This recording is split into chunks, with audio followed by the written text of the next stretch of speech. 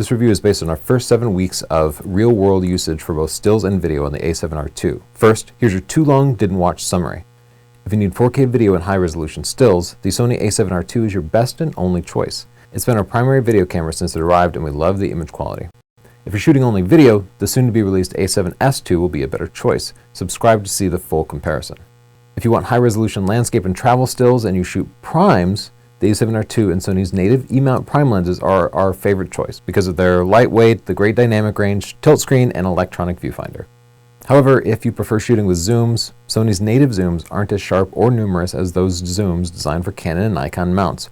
Autofocus with the Metabones Mark IV Canon adapter and the latest firmware were excellent and better than our initial tests since Metabones released a new firmware update.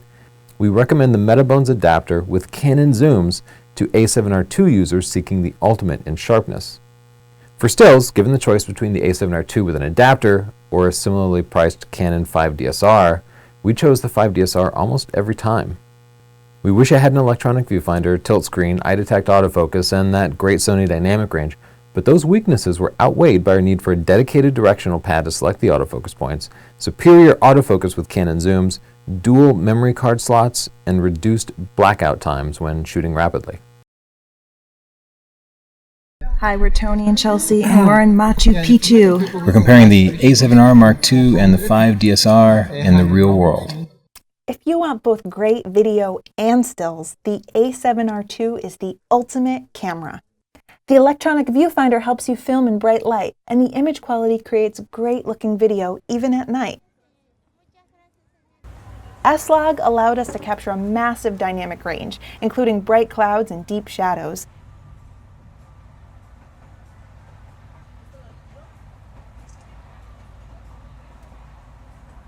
In full frame mode, rolling shutter was acceptable for our purpose, even when filming at driving speed.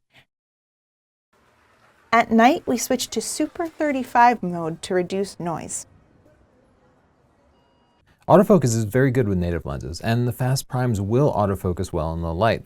While there are great, sharp native primes for the Sony E-mount, the zoom selection can't compete with Canon and Nikon for quality and variety, and we needed zooms for this trip. Based on DxOMark sharpness measurements and our calculations, the Sony 16-35 is about 40 to 50% less sharp than the Canon, and it's more expensive.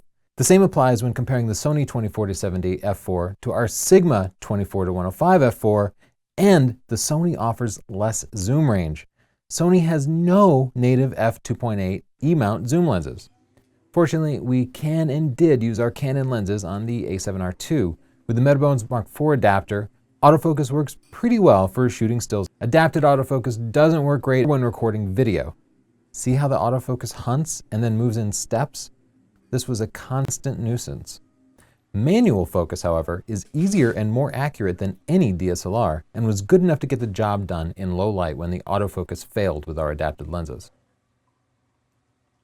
DSLRs also make it easier to select a specific autofocus point. Most Sony users recommend using all the autofocus points, and that works great about 80% of the time. And about 20% of the time, it just leaves you frustrated. This is our favorite camera ever for night photography. The bright viewfinder gives us superhuman vision, making manual focusing on stars easy.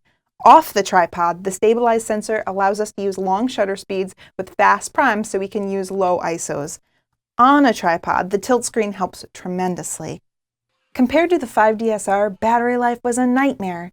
A battery grip could help, but it offsets the size and weight benefits. We used 3 batteries per day with the a7R II, and just getting them recharged every night was difficult. The USB charging helped. Most modern cameras have an intervalometer built in to make creating time lapses easy. The Sony requires you to buy a $10 app. That's just a drop in the bucket, but the app interface is slow and clumsy.